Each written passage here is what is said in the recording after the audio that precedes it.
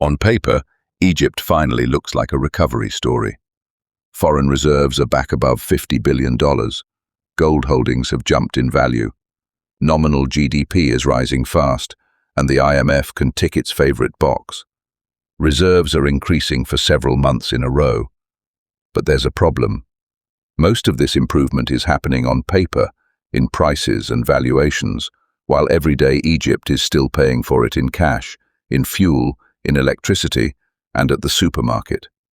In this episode, we look at one simple question. How can a country look richer every month, while at the same time needing at least $50 billion new just to survive the next year? To answer that, we'll use Egypt as a case study in 3 ideas. Nominal versus real, debt service ratio, valuation gains versus cash flow. And we'll keep circling back to the same test. Has anyone actually eaten, drunk, heated their home, or filled their tank yet? 1. The cosmetic boom. Imagine you only looked at Egypt through a few headlines. Foreign reserves above $50 billion. Gold reserves up more than 60% in value this year. IMF mission resumes, program back on track. Nominal GDP grows strongly despite global shocks. If this were a PowerPoint slide in Washington or Brussels, it would look like progress.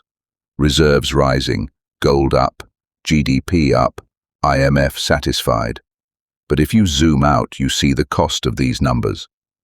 The liquid part of reserves, actual foreign currencies that can be spent tomorrow, has been falling for months.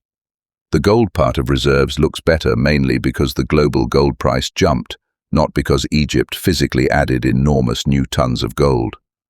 To impress creditors, the country has already sold valuable assets, land, hotels, stakes in companies, and still needs tens of billions more in new borrowing. And crucially, the debt service bill, just interest and repayments, is eating more than the entire income of the state. So on one side you have a slide deck with clean upward charts.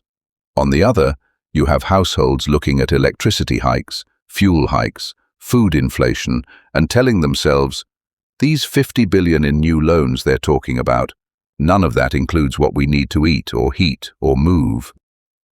2. Nominal versus real, when growth is just higher prices. Let's start with the first concept, nominal versus real.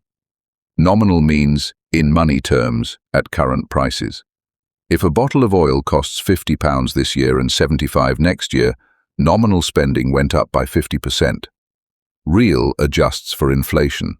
If your salary also went up 50%, your real ability to buy oil hasn't changed at all. For a household, this is intuitive. If your rent, food, and bills rise faster than your salary, you don't feel richer just because the absolute numbers on your bank statement are bigger. Now scale that logic up to a country. High inflation pushes nominal GDP up automatically. The same bread, fuel, and services are counted at higher prices, so the total output measured in local currency looks larger.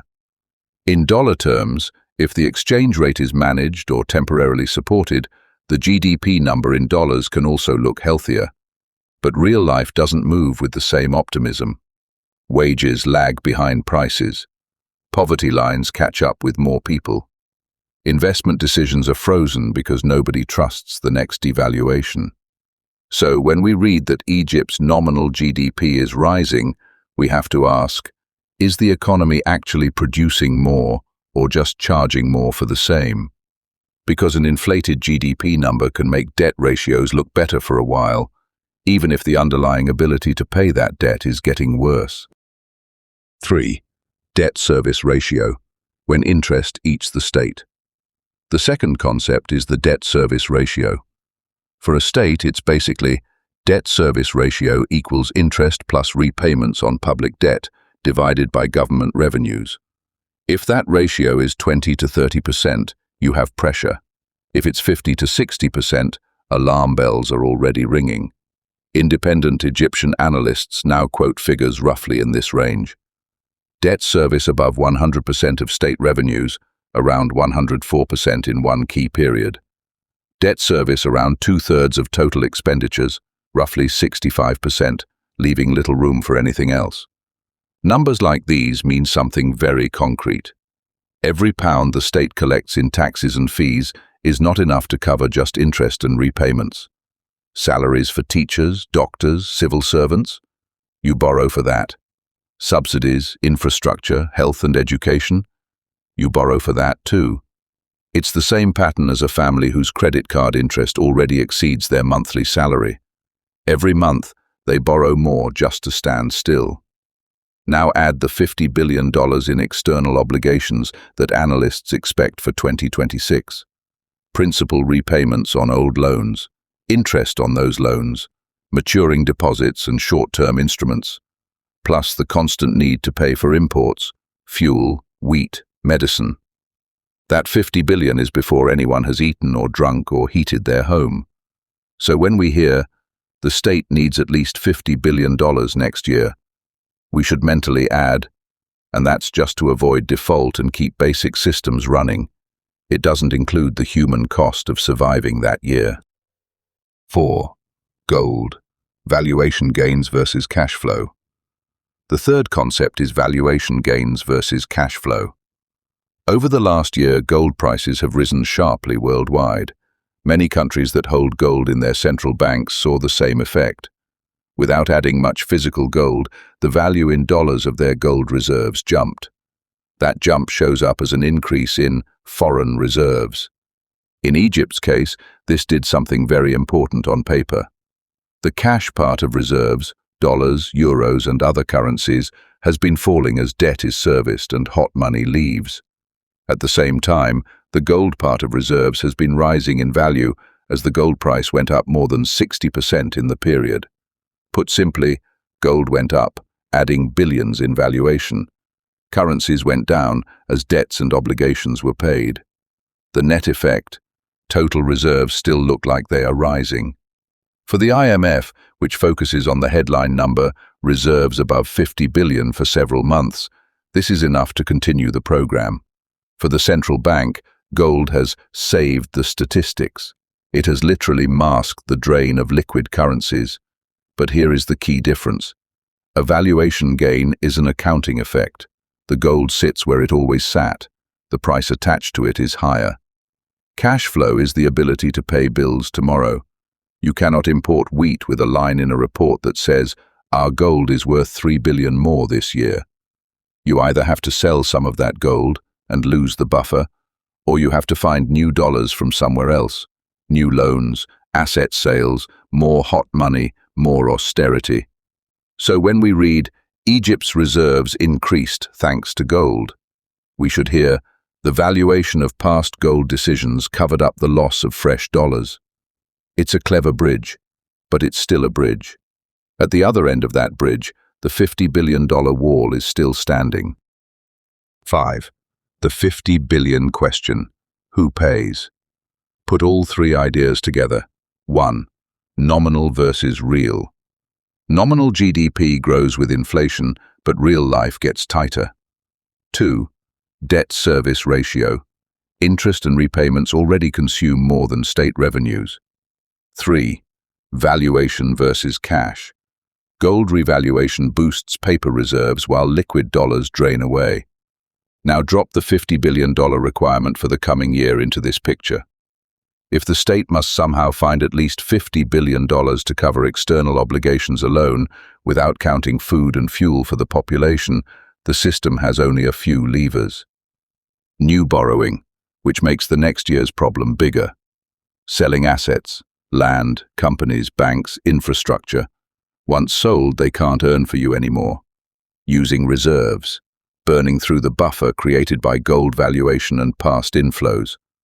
Devaluation, making the currency cheaper to attract hot money and support exports while raising prices at home.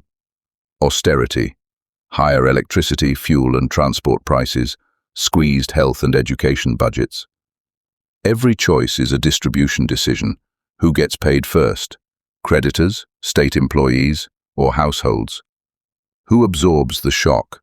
Current voters, future generations, or foreign buyers of assets?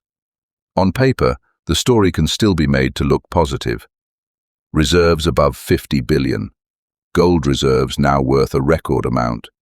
Debt to GDP ratio stabilized thanks to a bigger nominal GDP. Successful reviews with international institutions. But from the perspective of an ordinary Egyptian family, the question sounds different. If the country just added tens of billions in loans and billions more in paper gold gains, why do we still have to choose between paying the electricity bill and filling the tank? 6. Circular close, reading the next headline.